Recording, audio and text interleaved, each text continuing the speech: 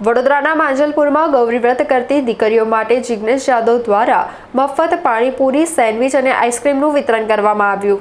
વડોદરા શહેરના માંજલપુર વિસ્તારમાં એવા સામે ગૌરી વ્રત કરતી બાળકીઓ અને કુમારિકાઓ માટે એક સરાહનીય સેવા કાર્યક્રમનું આયોજન કરવામાં આવ્યું હતું।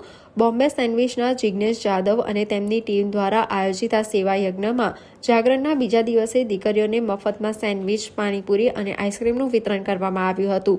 છેલ્લા 5 દિવસથી મીઠું મરચું વગરનું મોડું ભોજન જમીને શ્રદ્ધાપૂર્વક વ્રત કરતી દીકરીઓ માટે જાગરણની રાત્રે ગરબા અને ત્યારબાદ આ વિશિષ્ટ વાનગીઓનું આયોજન કરાયું હતું।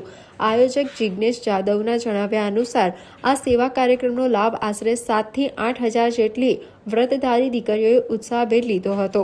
વડોદરામાં વહેલી સવારથી જ વરસાદી માહોલ હોવા છતાં દીકરીઓ અને સ્થાનિક લોકોનો ઉત્સાહ ઓછો થયો ન હતો। વરસાદની વચ્ચે પણ ભગવાનની કૃપા અને દીકરીઓના આશીર્વાદથી આ સમગ્ર કાર્યક્રમ ખૂબ જ સુંદર અને સફળ રીતે સંપન્ન થયો હતો। આયોજકોની આ અનોખી અને સરાહનીય પહેલને માંજલપુરના સ્થાનિક રહીશો તથા વાલીઓ દ્વારા ભારે બિરદાવવામાં આવી હતી।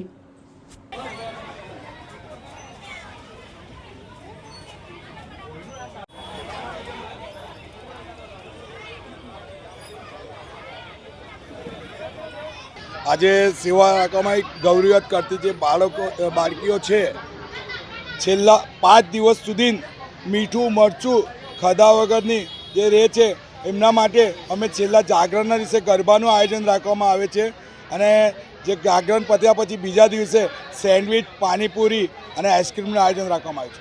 ખરેખર તો આ તો ભગવાનની એક કયા છે, છોકરીઓના આશીર્વાદ છે અમારા ઉપર કે જ્યારે ગરબાનો ટાઈમ થયો તે ટાઈમે અમારે 4 કલાક સતત એક વરસાદનો એક ટીપો નહીં પડ્યો અને અમે ગરબા બી અમે જાગરણના સરસ કર્યા। અને આજે બી અમારે 9, સાડા 9 વાગ્યા લગીને વરસાદ હતો, પણ જ્યારે 10 વાગ્યા પછી એક પાણીનો ટીપો નહીં, પણ છોકરીનો આશીર્વાદ એટલો એ હોય છે કે વરસાદ હમણાં બિલકુલ બંધ છે।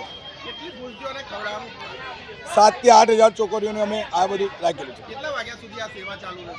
1 થી 2 વાગ્યા લગીને। માંજલપુર યુવા મોલની સામે બોમ્બે સેન્ડવિચ દ્વારા।